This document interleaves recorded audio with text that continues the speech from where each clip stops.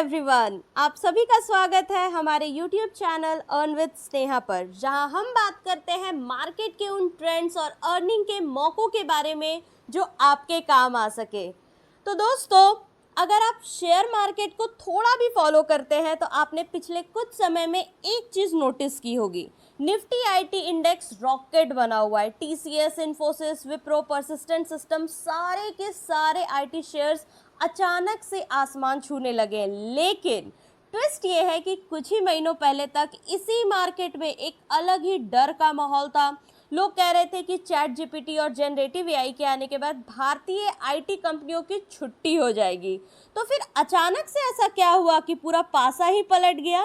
कैसे अमेरिका की एक कंपनी स्नोफ्लेक के नतीजों ने इंडियन आईटी मार्केट में आग लगा दी, और कैसे माइक्रोसॉफ्ट जैसी बड़ी कंपनियों की एक चालाकी ने हमारे निफ्टी आईटी को माला माल कर दिया। आज के वीडियो में हम इन सारे डॉट्स को कनेक्ट करेंगे और बहुत ही आसान भाषा में समझेंगे कि निफ्टी आईटी में आई इस मेगा तेजी के पीछे का असली इनसाइड स्टोरी क्या है। तो वीडियो बहुत ही इंटरेस्टिंग होने वाला है दोस्तों, एंड तक ज़रूर देखिएगा। तो सबसे पहले हम कहानी की शुरुआत करते हैं अमेरिका के एक बहुत बड़ी क्लाउड डेटा और एआई प्लेटफॉर्म कंपनी से, जिसका नाम है स्नोफ्लेक। मार्केट में जब लोग एआई के डर से आईटी सेक्टर को मरा हुआ मान रहे थे, तब स्नोफ्लेक ने अपने तिमाही यानी कि अपने क्वार्टरली रिजल्ट्स उसने जारी किए, जैसा कि आप स्क्रीन पर देख सकते हैं। एंड भाई साहब, वो नतीजे नहीं, एक तगड़ा धमाका था। स्नोफ्लेक का रेवेन्यू करीब 34% की ग्रोथ के साथ उम्मीद से कई ज़्यादा आया। इतना ही नहीं, उन्होंने अमेजॉन AWS के साथ एआई चिप्स और क्लाउड इंफ्रास्ट्रक्चर के लिए $6 बिलियन की एक मैसिव डील साइन की। लेकिन सबसे बड़ा गेम चेंजर था स्नोफ्लेक के सीईओ का एक स्टेटमेंट। उन्होंने साफ साफ कहा कि एआई हमारे बिजनेस के लिए कोई खतरा नहीं है, बल्कि यह हमारे लिए एक बहुत बड़ा वरदान यानी कि टेलविंड साबित हो रहा है। क्योंकि दुनिया में किसी भी कंपनी को अगर अपना एआई मॉडल चलाना है तो उसे पहले अपना डेटा ऑर्गेनाइज करना पड़ेगा, और वो काम बिना डेटा क्लाउड प्लेटफॉर्म्स के पॉसिबल ही नहीं है। तो जैसे ही ये खबर आई, अमेरिकी मार्केट में एक टेक शेयर्स 30% से 50% तक उछल गए, और इसका सीधा सीधा जो पॉजिटिव सेंटिमेंट है वो हमारे भारतीय बाज़ारों पर पड़ा। क्योंकि जो भारतीय आईटी कंपनियों की जो स्नोफ्लेक के साथ जो है बहुत पुरानी और बहुत ही गहरी पार्टनरशिप है। अब आते हैं हमारे दूसरे बड़े ट्विस्ट पर, जो कि थोड़ा मज़ेदार है। आपने खबरों में सुना होगा कि माइक्रोसॉफ्ट हो गया, उबर हो गया, मेटा एआई, इन जैसी बड़ी बड़ी जो कंपनीज है, इन्होंने अपने एम्प्लॉयज़ के लिए एआई टूल्स का इस्तेमाल कम कर दिया है, रेस्ट्रिक्ट कर दिया है। इसे सुनकर कई लोगों को लगा भाई शायद एआई फेल हो गया, लेकिन असलियत तो कुछ और ही थी। असल में एआई का इस्तेमाल जो होता है वो बहुत ही ज़्यादा एक्सपेंसिव होता है, बहुत महंगा होता है। नॉर्मल सॉफ्टवेयर की तरह ऐसा नहीं है कि एक बार लाइसेंस आपने खरीद लिया और ज़िंदगी भर चलाओ। जनरेटिव एआई काम करता है टोकन्स के बेसिस पर, यानी कि आप एआई से जितना लंबा आप सवाल पूछेंगे और वो जितना बड़ा कोड लिखेगा, कंपनी का बिल उतना ही बढ़ता जाएगा। टेक वर्ल्ड में एक नया टर्म आया, टोकन मैक्सिंग। कर्मचारियों ने अब क्या किया, जो एम्प्लॉयज़ वहाँ काम करते थे, हर एक छोटे छोटे फालतू काम करने के लिए भी, एक बेसिक इवन ईमेल लिखने के लिए भी, 5 लाइन का कोड चेक करने के लिए महंगे एआई टूल्स जैसे कि एंथ्रोपिक का क्लाउड का अंधाधुन उन्होंने इस्तेमाल करना शुरू कर दिया। और उसका नतीजा ये हुआ कि कंपनियों का जो एआई का बजट होता है हर एक कंपनी का, तो उनका जो एआई बजट था वो हफ्तों में ही ख़त्म होने लगा। अब हम उबर जैसी कंपनी की ही बात कर ले, तो उबर जैसी कंपनी ने अपने कोडिंग एआई का जो पूरा साल का बजट था सिर्फ 4 महीनों में ही फूंक दिया। तो माइक्रोसॉफ्ट ने यहाँ पर एक चालाकी करी। उन्होंने अपने एम्प्लॉयज़ के लिए बाहर के महंगे एआई टूल्स के लाइसेंस या तो कैंसिल कर दिए, या तो फिर उनमें कुछ नियम लगा दिए, और उन्होंने अपने इन हाउस टूल जैसे कि गिटहब, कॉपीलोट पर उन्होंने शिफ्ट कर दिया, ताकि जो पूरा कंट्रोल में ये सारी चीज़ें रहे। अब लोग सोच रहे होंगे कि भाई अमेरिका की कंपनियां हैं, अपना इंटरनल खर्चा कम कर रही है, तो इससे हमारे निफ्टी के शेयर्स क्यों बढ़ रहे हैं? तो बॉस, यहीं पर टेक इंडस्ट्री का एक परमानेंट उसूल है, आपका खर्चा हमारी कमाई, your cost is my revenue. जब अमेरिकी कंपनी को समझ में आया कि उन्होंने उनके अपने देश के महंगे डेवलपर्स एआई का इस्तेमाल करके बजट बिगड़ रहे हैं उनके, तो उन्होंने कॉस्ट कटिंग के लिए आखिर क्या किया, उस काम को भारत की आईटी कंपनियों को आउटसोर्स करना शुरू कर दिया।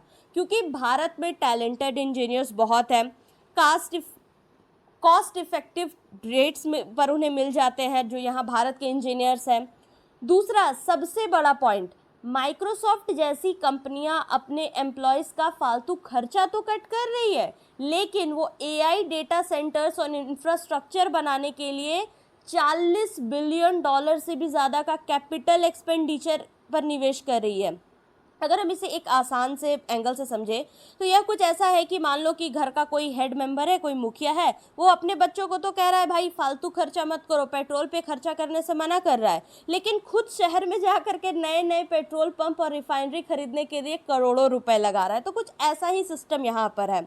अब टेक की दुनिया में एक पुरानी कहावत है, जब सोने की खुदाई चल रही हो तो सोना ढूंढने वाले से ज़्यादा वो कमाता है जो कुदाल और फावड़ा बेचता है। हमारी भारतीय आईटी कंपनियां वही कुदाल और फावड़ा बेचने वाली है। अमेरिकी कंपनियां जो भी नया एआई इंफ्रास्ट्रक्चर खड़ा कर रही है, उस कंपनियों के सिस्टम में इंटीग्रेट करने और डेटा क्लीनिंग का सारा जो ग्राउंड वर्क है वो हमारी टीसीएस, इन्फोसिस और विप्रो जैसी कंपनियां कर रही है। तो इस वजह से इन्हें बड़े बड़े $multi-million के कॉन्ट्रैक्ट्स भी मिल रहे हैं। वैसे कहानी सिर्फ यहाँ ख़त्म नहीं होती। स्नोफ्लेक और माइक्रोसॉफ्ट के अलावा 3 और ऐसे बड़े ग्लोबल फैक्टर्स हैं जिनकी वजह से निफ्टी आईटी की इस रैली ने घी का काम किया है। सबसे पहला अगर हम बात करें, अमेरिका का जो केंद्रीय बैंक है, उनका जो फेडरल रिजर्व है, तो वो काफ़ी समय से उनका जो इंटरेस्ट रेट है ना उसको हाई रखे हुए था, जिससे कि अमेरिकी क्लाइंट्स नए टेक प्रोजेक्ट्स पर वो खर्च नहीं कर पा रही थी। लेकिन अब वहाँ से ऐसा हमें इंडिकेशन मिला है देखने को कि जो इंटरेस्ट रेट है उसमें वो कटौती होने वाली है, और जैसे ही इंटरेस्ट रेट कम होते हैं तो अमेरिकी कंपनीज जो है लोन लेकर के फिर से आईटी और डिजिटल ट्रांसफॉर्मेशन पर वो खुल करके पैसा खर्चा करेंगी, और जिसका सीधा सीधा जो फ़ायदा है वो भारत को होने वाला है। दूसरा अगर हम फैक्टर बात करें तो बीएफएसआई यानी कि जो बैंकिंग, फाइनेंशियल सर्विस और इंश्योरेंस है, तो भारतीय आईटी सेक्टर अपना 30 से 40% जो कमाई है वो अमेरिका के और यूरोप के बैंकों से करता है। मंदी के डर से इन बैंकों ने जो बजट होल्ड पर रखे थे तो अब वो रिलीज होने वाला है और बड़े बड़े डील्स फिर से साइन होने वाले हैं। तीसरे अगर फैक्टर की हम बात करें तो पिछले 2 साल की मंदी की वजह से आईटी कंपनियों के शेयर्स अपने लाइफ टाइम हाई से काफ़ी सस्ते में मिल रहे थे। बड़े बड़े जो इंस्टीट्यूशनल इन्वेस्टर्स को समझ आ गया उनको कि ये मजबूत शेयर्स इस समय बहुत ही अट्रैक्टिव वैल्यूएशंस पे मिल रहे हैं, तो इसलिए उन्होंने क्या किया, उस समय जमकर बाइंग की। साथ ही डॉलर के मुकाबले रुपए के थोड़ा कमज़ोर होने से इन कंपनियों का प्रॉफिट मार्जिन भी ऑटोमेटिकली बढ़ गया है, क्योंकि ये कमाती डॉलर में है और खर्च रुपए में करती है।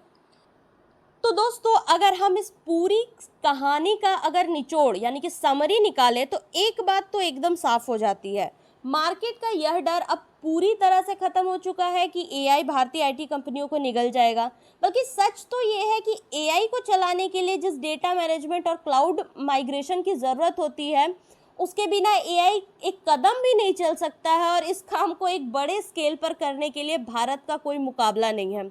तो इसी भरोसे अमेरिकी कंपनियों की आउटसोर्सिंग और ग्लोबल मार्केट में सुधरते हालातों से मिलकर निफ्टी आईटी इंडेक्स में ये ज़बरदस्त हमें स्पाइक देखने को मिला है। तो दोस्तों आपको क्या लगता है, क्या निफ्टी आईटी की यह तेज़ी आगे भी जारी रहेगी या फिर यह सिर्फ शॉर्ट टर्म उछाल है? तो मुझे नीचे कमेंट सेक्शन में अपनी राय ज़रूर से बताइएगा। अगर वीडियो इन्फॉर्मेटिव लगा तो इसे लाइक करें, दोस्तों के साथ शेयर करें और चैनल को सब्सक्राइब करना बिल्कुल ना भूलें। मिलते हैं आप सभी से अपने अगले वीडियो में, तब तक के लिए कीप इन्वेस्टिंग, कीप लर्निंग।